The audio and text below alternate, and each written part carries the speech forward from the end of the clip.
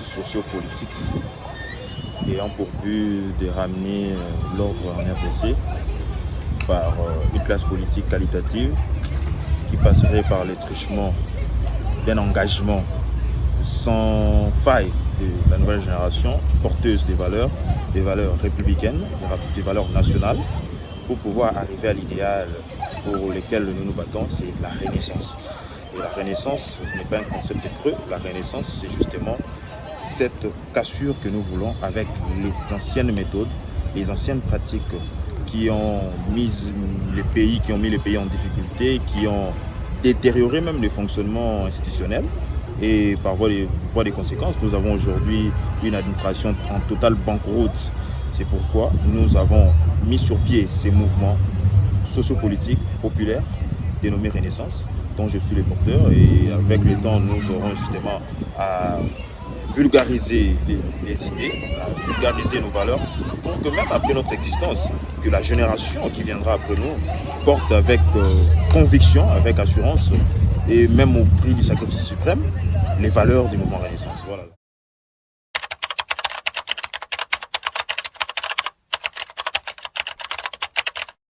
De conquérir pour le pouvoir politique est d'actualité et sur la table de notre démarche. Mais l'hypothèse d'avoir la corruption, d'insérer les vols dans notre démarche politique est totalement exclue. Parce que c'est que l'évidence, c'est qu'en RDC, il faudrait qu'on s'accorde qu'il n'y a pas de ministres voleurs. Il y a des voleurs ministres. Parce que le vol est une pratique, est une attitude qu'on apprend au cœur du berceau. On ne devient pas voleur en étant ministre. On est voleur avant d'être ministre. On est voyou avant d'être ministre. On est idiot, excusez-moi les termes, avant d'être ministre. Et donc si aujourd'hui on a des médiocres dans les parlements, dans les gouvernements et dans des institutions d'appel à la démocratie et indépendantes, c'est parce que ces gens-là ont été d'abord médiocres dès les bas âges, dès leur adolescence, dès leur jeunesse. Ce n'est pas une question d'une pratique qui est notre mode de vie, non. Nous, chez nous, c'est l'ordre, c'est la discipline, c'est le travail. L'amour du travail, mais aussi l'essence de la contradiction. Parce que nous voulons construire une société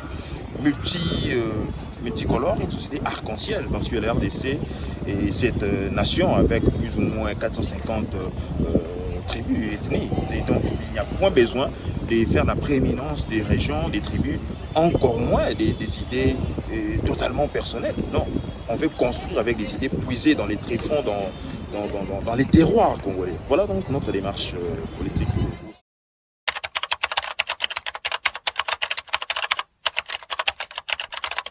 On va faire savoir à tous les jeunes congolais, à tous les citoyens congolais, parce que ce n'est pas seulement une affaire de jeunes, à tous citoyens congolais, que l'État est une valeur. L'État est sacré et l'État n'appartient pas aux individus. Premièrement, c'est dépolitiser l'administration publique, dérégionaliser ou détribaliser les institutions de l'État pour que l'État reflète, ou les institutions reflètent la valeur étatique, reflètent la valeur nationale. Deuxièmement, c'est de rendre les citoyens où chaque personne est porteuse d'ambition de gouvernance redevable envers ceux à qui il a obtenu ces pouvoirs-là. Il faudrait que nous ayons des dirigeants responsables, des dirigeants qui respectent la chose publique et des dirigeants qui travaillent pour l'intérêt général. Tout l'intérêt à mettre l'ordre dans la gestion, l'ordre dans l'armée, l'ordre dans les services relatifs à l'assainissement, l'ordre dans la manière dont nous présentons, nous vendons la RDC à travers le monde. Et donc c'est ça où nous voulons ramener la RDC. C'est pourquoi donc nous optons pour Renaissance, parce que la RDC doit renaître. La RDC doit donner une nouvelle figure, une figure de respect, une figure de puissance à travers la région, la sous-région et au niveau international.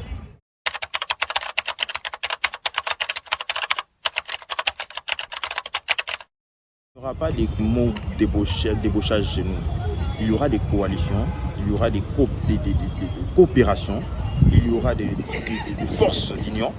Il n'y aura jamais de concept de débauchage. Nous, ce que nous portons comme valeur ne peut s'accommoder qu'à ceux-là qui sont porteurs également de telles valeurs. L'intérêt général, la puissance étatique, la gestion rigoureuse, austère de la chose publique. C'est dans ça que nous sommes. Et la politique, il est monde de toutes les possibilités, des possibilités positives des possibilités d'intégration, d'inclusion, des possibilités d'intérêt général. Et donc, s'il y a des acteurs politiques qui voient les choses comme ça, on va faire ensemble.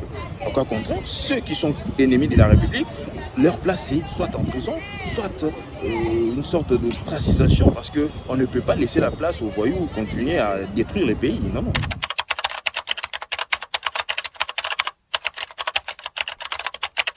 Je rappelle les propos du feu président Kenneth Kaunda qui disait en son temps qu'il n'y a rien qui n'ait réussi aussi mieux à unir un peuple que la lutte contre un ennemi commun.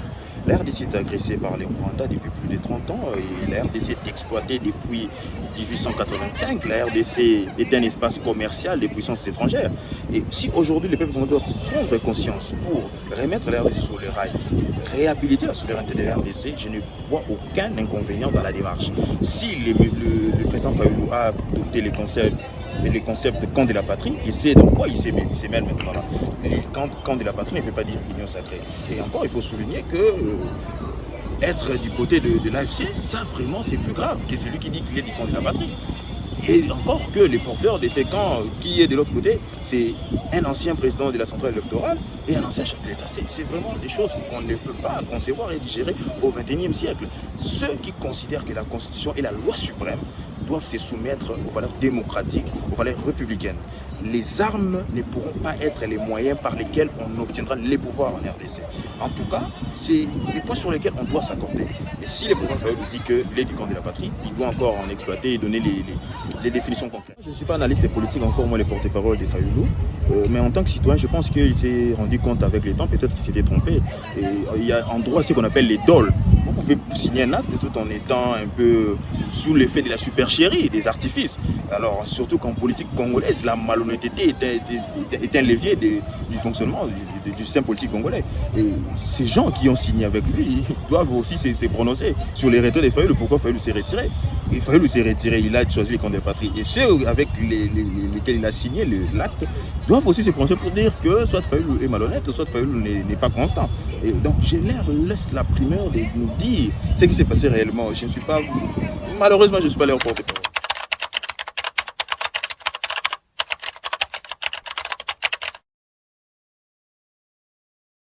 Renaissance veut simplement dire à tous les Congolais qu'il y a ce qu'on appelle rendez à César ce qui est à César.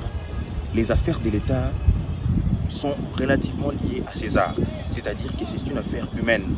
Si l'État ne fonctionne pas bien, il ne faut pas prier seulement, il faut poser des actions. Si la chose de l'État, la chose publique est mal gérée, il faut revendiquer auprès de qui ou à ceux-là on a donné ces pouvoirs.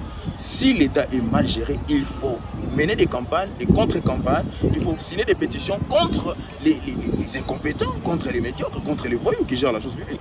Vous ne pouvez pas dire que non, Dieu va s'en occuper. Dieu a beaucoup à faire, bien qu'étant omnipotent, mais il n'aura pas qu'à s'occuper de la corruption, des détournements. Quand on détourne, quand on viole la loi, quand on viole la Constitution, ce n'est pas l'affaire de Dieu, c'est l'affaire des hommes. Donc c'est aux hommes de s'en occuper et de défenestrer tous ceux qui sont constitués, qui constituent ces caucus de voyous qui mettent les pays en difficulté. C'est ça. Que ce soit de l'opposition, de la majorité, il y a des dangers partout. Et c'est ça l'évidence.